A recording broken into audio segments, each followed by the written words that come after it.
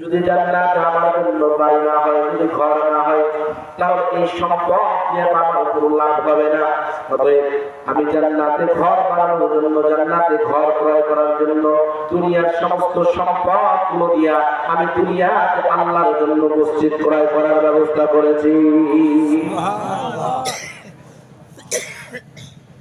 আমার কুরবানি মসজিদ নির্মাণ করার জন্য 3 বছর আগে আসছিলাম আপনাদের এলাকায়, এখনো কাজ বাকি। আল্লাহু আকবার বলেন না? সব কিছু চলে, চা চলে, বিড়ি চলে, পান চলে, সিগারেট চলে। আরে সারা বছর 1 বছরের যে টাকা বিড়ি খান হিসাব করে এই টাকাটা যদি পরবর্তী বছরের মাহফিলে দান করেন, দেখবেন কমপক্ষে 5-10 টাকা দেওয়া। যারা বিড়ি খায়, যারা সিগারেট খায়, যারা পান খায়, এরা যদি হিসাব করে যারা এখানে সিগারেট খায়, আপনাদের মাটিয়ে 100 টাকা বিড়ি ফিরে পায় না? কথা বলেন না? একদম আসে যারা পান বিড়ি সিগারেট খায়, তারা বলতে হবে না, আমি বিশ্বাস করবো না, আমি পান খাই না। দিনে 100 টাকা পান হয় না, তাহলে হিসাব করেন প্রতিদিন 100 টাকা, মাসে 300 টাকা, কত 3000 টাকা, বছরে কত টাকা? 36,000 টাকা। কত টাকা? বছরে 36,000 টাকা শুধুমাত্র পান সিগারেট খায় বিনাশ। এই বছরের 36,000 টাকার অর্ধেক যদি আমি আল্লাহর ঘর মসজিদের জন্য দিতাম, আমার মনে হয় 3 বছর আগে বাড়ির মসজিদ এতদিন 5 তলায় পরিপূর্ণ হয়ে যেত। কথা বলেন না? ঠিক। খারাপ কিছু নেই। না না না, খারাপ কিছু না। হুজুর আপনাদের প্রফিলে হাদিস এগুলো নিয়ে ওয়াজ করার দরকার নেই, কিন্তু খাই আর প্রফিলে তো হাত দিতে হয়, প্রফিলে হাত না দিতে টাকা পাওয়া যায় না। উসমান রাদিয়াল্লাহু আনহু সমস্ত সম্পদ দিয়া একটু করে জায়গা কিনে দিয়েছে মসজিদে, নবীকে খুশি করার জন্য। চিন্তা করা, আর আমরা সারা বছর বিড়ি সিগারেট খাই, কত 36,000 টাকা দেয়। আমার মনে হয় যে মুসলিম মানুষরা বিড়ি সিগারেট পান খায়, এদের যদি হিসাব করা যায়, 20 বছরে হিসাব করা যায়, 20 বছরের টাকা দিয়ে বাড়িতে একতলা বিল্ডিং করা যায়। হিসাব করে দেখি, 20 বছরের টাকা দিয়ে বাড়িতে একতলা বিল্ডিং করা যায়। তো আমার মনে হয় 20 বছরে 30 বছরে যারা পান সিগারেট খায়, বছরে যদি 40,000 টাকাও দেওয়া হয়, প্রায় কত টাকা? 3 বছরে হিসাব করলে প্রায় 13-14 লাখ টাকা। তাহলে 14 লাখ টাকা একতলা বিল্ডিং অনায়াসে করা যায়, বিল্ডিং।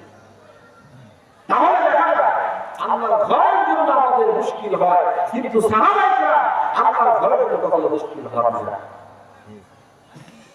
এবার ঈশ্বর রাহমাতুল আলামিন উসমান রাদিয়াল্লাহু তাআলা হাত তুলে দোয়া করে,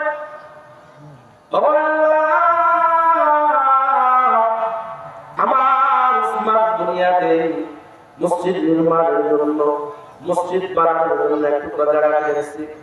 সামনে একটা খেজুর গাছ ছিল, খেজুর গাছ সাক্ষী রাখে, ও খেজুর গাছ তুই সাক্ষীটাকে উসমানের জন্য কিয়ামতের ময়দানে আল্লাহ ঘর বানায়। ওই ইহুদি চালাক মানুষ চিন্তা করলো, হায় হায় ঘটনা কি বুঝলাম না, সমস্ত সম্পদের বিনিময়ে একটু কথা আনলো না, উসমানের কতটা লাভ এখানে আছে। উসমান যখন দৌড়ায় আসছে, ইহুদি পিছনে পিছনে দৌড়ায় আসছে, খেজুর গাছের পাশে সামনে পিছনে যখন লুকায় রয়েছে, লুকায় থাকার পরে যখন আল্লাহর নামে দোয়া করতেছে, ও আল্লাহ উসমানের জন্য তুমি জান্নাতের ঘর বানাইয়া দিও, দুনিয়ার সমস্ত সম্পদ দিয়ে জান্নাতের জন্য একটা ঘর নির্মাণের জন্য, আল্লাহ তোমাকে সন্তুষ্ট করার জন্য দুনিয়াতে একটা মসজিদ নির্মাণের জায়গা কিনে দিয়েছে। এই এই দোয়া যখন শুনলো, শোনার পরে ইহুদির সামনে জান্নাতের নবীকে বলে, ও নবী আপনি উসমানের জন্য দোয়া করলে উসমান জান্নাতে ঘর পাবে। আমি ইহুদির জন্য দোয়া করে এবং আমাকে হাত ধরায় কালেমা পড়ায় মুসলমান বানায় দেন। বলুন না লা ইলাহা ইল্লাল্লাহু মুহাম্মাদুর রাসূলুল্লাহ। উসমান যে সম্পদের বিনিময়ে আমার কিছু সম্পদ উসমানের জন্য দিয়েছিলাম, যদি আপনি সাক্ষী দেবেন ওই সম্পদ আমার দরকার নাই, আজকে থেকে আমি মুসলমান হয়ে গেলাম। নবীজি আপনার যদি আরো সম্পদের প্রয়োজন হয়, ওই সম্পদের সঙ্গে আরো সম্পদ আমি ইহুদি দিতে রাজি আছি। হযরত উসমান রাদিয়াল্লাহু তাআলা সমস্ত সম্পদ ছিল আমার কাছে, কেন করেছে আল্লাহ? উসমান রাদিয়াল্লাহু তাআলা আমরা এই মসজিদে নববীর ভিতরে বসে রয়েছেন, সাহাবায়ে এরকম বসে রয়েছেন, আল্লাহর নবী কথা বলতেছেন, ও আমার সাহাবারা শোনো, ও আমার সাহাবারা শোনো, ইসলাম নবী সারা বিশ্বে, সারা পৃথিবীতে ছড়াইছে। এই যে মসজিদে নববী, হাদিসে যারা আছেন মসজিদে নববী দেখছেন, আল্লাহ রাসূলের জামানায় যেটুকু মসজিদে নববী ছিল বেশি বড় ছিল না। এই যে এরিয়াটা দেখছেন না, এই প্রত্যেকটা কি বলে অর্ধেক রিয়াজুল জান্নাহ এবং অল্প জায়গা পাশে, এটা হলো মসজিদে নববীর মূল অংশ। মুসলমানরা জামাতের সহিত নামাজ পড়তে যায় মসজিদে, জায়গা হয় না। নবী একদিন দাঁড়ায় বললেন, খুতবা দিলেন, ভাষণ দিলেন এবং বললেন, এই যে মসজিদে নববীর পাশে যে জায়গাটা আছে, এই জায়গাটা ইসলামের জন্য ক্রয় করা দরকার। এই জায়গাটা ইসলামের মসজিদে নববীর অতিরিক্ত অংশ হিসেবে ক্রয় করা দরকার, কিন্তু অর্থ নাই, কিভাবে ক্রয় করা যাবে? হযরত উসমান রাদিয়াল্লাহু তাআলা তখন বললেন, ইয়া নবী আল্লাহ, আপনি ঘোষণা করে দেন এই জায়গা ক্রয় করতে কত রকম টাকা লাগবে, কি পরিমাণ অর্থ লাগবে, কি পরিমাণ টাকা লাগবে? একজন স্টুডেন্ট গুলো প্রায় 25,000 দিরহাম লাগবে। কত টাকা? 25,000 দিরহাম, এখন প্রায় 25 কোটি টাকার মতো। কত টাকা? 25 কোটি টাকার মতো একটা আনুমান। হযরত উসমান রাদিয়াল্লাহু তাআলা আনহু দাঁড়ায় বললেন, ইয়া নবী আল্লাহ, 25,000 দিরহাম আমি মসজিদে নববীর অতিরিক্ত অংশ ক্রয় করার জন্য দান করে দিলাম। সুবহানাল্লাহ। এখনকার জামানায় 25 কোটি টাকা, তখনকার সময় উসমান রাদিয়াল্লাহু তাআলা আল্লাহর রাস্তায় দান করেছে। নবীজি শুধু বলছে, একটু চিন্তা ভাবনা করেন নাই যে মসজিদের জন্য এত টাকা দিবে। কিন্তু আমার আপনার অন্তরে চিন্তা আসে, দুনিয়ার সব চলে, ঘরের টাইলস কমপ্লিট হয়, ঘরের ছাদ ঢালাই কমপ্লিট হয়, মাদার মসজিদের ইমামের বেতন কমপ্লিট হয় না, মসজিদের মুয়াজ্জিনের বেতন কমপ্লিট হয় না, মসজিদের টাইলসের কাজ কমপ্লিট হয় না, মসজিদের আস্তরের কাজ কমপ্লিট হয় না, কমপ্লিট থেকে যায় আল্লাহ ঠিক না বলে। হ্যাঁ, আস্তে আস্তে বলে দেন, আরো ধরে বলেন না ঠিক না ঠিক, আরো ধরে বলেন ঠিক না ঠিক। নামাজ পড়তে যায় কিন্তু মসজিদে গুরুত্ব পাবে। হাদিস শুনবে, শুনবেন না? ডিসকাস করে বলবো, বিরক্ত হয়েছেন আপনারা? না না না, বলেন। আল্লাহ নবী আলাইহিস সালাতু ওয়াস সালাম বলেন, মান বানা লিল্লাহি মাসজিদান বানাল্লাহু লাহু বাইতান ফিল জান্নাহ। এই দুনিয়াতে যদি কোনো বান্দা মসজিদ নির্মাণ করে, সাহায্য সহযোগিতা করে, অথবা কাইনি মসজিদ বানায় দেয়, আল্লাহ তাআলা তার জন্য দুনিয়াতে এবং আখিরাতে জান্নাতে তার জন্য আল্লাহ একটা বাড়ি নির্মাণ করে দিবে। দুনিয়াটা তো অস্থায়ী জিন্দেগি, দুনিয়াটা তো অস্থায়ী জিন্দেগি, এই জিন্দেগির কোনো দাম নাই। হঠাৎ আসলাম, হঠাৎ চলে যাব, কেউ জানবেও না কখন রূহটা বের হয়ে যাবে, কেউ জানবে না কখন প্রাণ পাখিটা আমাকে ধোঁকা দিয়ে চলে যাবে, কেউ জানবে না কখন চোখ বন্ধ হয়ে যাবে, কেউ বুঝবে না। আরে আমার রূহ চলে গেলে আমি বুঝবো না আমি কখন মারা যাব। কথা বলেন ঠিক না? ঠিক। এজন্য আল্লাহ নবী বলেছেন, মান বানা লিল্লাহি মাসজিদান বানাল্লাহু লাহু বাইতান ফিল জান্নাহ। দুনিয়াতে যদি কেউ আল্লাহর জন্য মসজিদ নির্মাণ করে, আল্লাহ রাব্বুল আলামিন জান্নাতে তার জন্য একটা মসজিদ নির্মাণ করবে। সুবহানাল্লাহ। বাদশা হারুন রশিদ নাম শুনছে? বাদশা হারুন রশিদ তিনি অনেক বড় দাবি ছিলেন, অনেক বড় বাদশা ছিলেন, মসজিদের জামানের শাসক ছিলেন। এই বাদশা হারুন রশিদ তিনি রাতে ঘোষণা করছেন, আমি মসজিদ বানাই দেব আমার নিজস্ব ঘরে, তোমরা শুধুমাত্র নামাজ আদায় করবে। তোমরা কি করবা? শুধুমাত্র নামাজ আদায় করবা, তোমাদের কারো টাকা পয়সা লাগবে, তোমাদের কারো টাকা পয়সা দেওয়ার দরকার নেই, আমি বাদশা আমি দিচ্ছি, তোমাদের কারো টাকা পয়সা দেওয়ার দরকার নেই। মসজিদ বানানো কমপ্লিট হয়ে গেছে।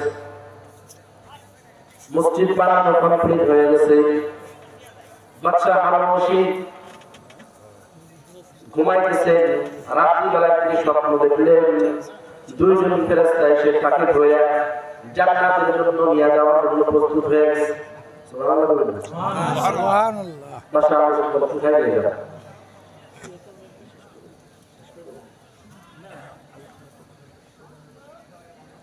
আচ্ছা বাদশাহ হারুন রশিদ তিনি মসজিদ বানানোর অনেক স্বপ্ন দেখছে। দুইজন ফেরেশতা তার হাত ধরে কই চলো। হারুন রশিদ বলছে কই যাব? জান্নাতে নিয়ে আমরা ঘুরে আসি। একটু একটু আওয়াজ দিয়ে বলবেন, চলো জিকির করো লা ইলাহা ইল্লাল্লাহ লা ইলাহা ইল্লাল্লাহ লা ইলাহা ইল্লাল্লাহ লা ইলাহা ইল্লাল্লাহ লা ইলাহা ইল্লাল্লাহ লা ইলাহা ইল্লাল্লাহ হাসবি রাব্বি জাল্লাল্লাহ মা ফি কলবি গায়রুল্লাহ হাসবি রাব্বি জাল্লাল্লাহ মা ফি কলবি গায়রুল্লাহ নবী মুহাম্মদ সাল্লাল্লাহু লা ইলাহা লা ইলাহা ইল্লাল্লাহ লা ইলাহা ইল্লাল্লাহ লা ইলাহা ইল্লাল্লাহ মুহাম্মাদুর রাসূলুল্লাহ সাল্লাল্লাহু আলাইহি ওয়াসাল্লাম। বাদশাহ হারুন রশিদ দুইজন ফেরেশতার কাছে ভর করে স্বপ্ন দেখে জান্নাত চলে গেছে। জান্নাতে যাওয়ার পরে সুন্দর একটা বাগান আল্লাহ তাআলা জন্য বানিয়েছে। সুন্দর একটা বাগান আল্লাহ তাআলা জন্য বানিয়েছেন। বাদশাহ হারুন রশিদ ওইখানে গেছেন, যাওয়ার পরে ঢুকছেন। স্বপ্ন দেখে দুনিয়ার মানুষ অনেকে জান্নাত দেখে, এটা কি মানে নাকি? যেমন খাজা আব্দুল ওয়াহিদ রাহমাতুল্লাহ আলাইহি তিনি দুনিয়াতে স্বপ্ন দেখে জান্নাত দেখছেন। সুবহানাল্লাহ। চিশতিয়া তরিকার একজন মুজাদ্দিদ ছিলেন, খাজা ছিলেন, পীর মাশায়েখ বুজুর্গান ছিলেন। খাজা আব্দুল ওয়াহিদ রাহমাতুল্লাহ আলাইহি তিনি দুনিয়াতে তিনি জান্নাত দেখেছেন, তার বানা খানা দেখেছেন এবং জান্নাতে কার সঙ্গে তার বিয়ে হবে এটাও তিনি দেখেছেন। সুবহানাল্লাহ। খাজা আব্দুল ওয়াহিদ রাহমাতুল্লাহ আলাইহি ঘুমাইতেছেন, কেমন হয়ে গেছে জান্নাতের ভিতরে তিনি ঘোরাঘুরি করে। এবার জান্নাত সুন্দর নাচ নিয়ামত দেখে খাজা আব্দুল ওয়াহিদ রাহমাতুল্লাহ বলেন, আল্লাহ দুনিয়ার সাত করলাম না, বিবাহ শাদী কোনদিন করলাম না, শুধু তোমাকে নিয়ে পড়ে রইলাম। আল্লাহ বিনিময়ে তুমি আমাকে জান্নাত দিয়েছো, আলহামদুলিল্লাহ। আল্লাহ দুনিয়াতে যেহেতু বিবাহ করি নাই, কিন্তু জান্নাতে তো বিবাহ করতে মন চায় না। সুবহানাল্লাহ। জান্নাতে তো বিবাহ করতে মন চায়, কার সাথে বিয়ে হবে? ফেরেশতারা বলতে চাও কার সাথে বিয়ে হবে? হ্যাঁ, হযরত মাইমুনা রাহমাতুল্লাহ। মাইমুনা তার সঙ্গে তোমার জান্নাতে বিয়ে হবে। মাইমুনা বলেন দুনিয়াতে থাকে, জান্নাতে আসে না। কোথায় থাকে?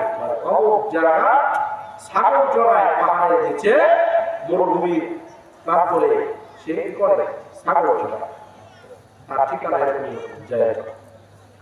ঘুম ভেঙে গেছে, ঘুম ভেঙে যাওয়ার পরে মাইমুনার সন্তান খাজা আব্দুল ওয়াহিদ চলে গেছে। জায়গাতে মাইমুনা নামাজ পড়ার অবস্থায় তাশাহুদের অবস্থায় বসে রয়েছে। সালাম ফেরানোর পরে মাইমুনা বলতেছে, ও খাজা আব্দুল ওয়াহিদ তুমি আমার কাছে কেন আসছো? তোমার সঙ্গে তো আমার বিয়ে হবে জান্নাতে, এখন তো তোমার সঙ্গে আমার দেখা দেওয়া যায় নাই। এবার ও মাইমুনা আমি যে খাজা আব্দুল ওয়াহিদ তুমি জান্নাতে পাবে, ওই যে আল্লাহ তোমার মাফ করে দিয়েছে, ওই আল্লাহ আমাকে মুসলমান মোহাম্মদ ট্রান্সলেট প্রধান অতিথি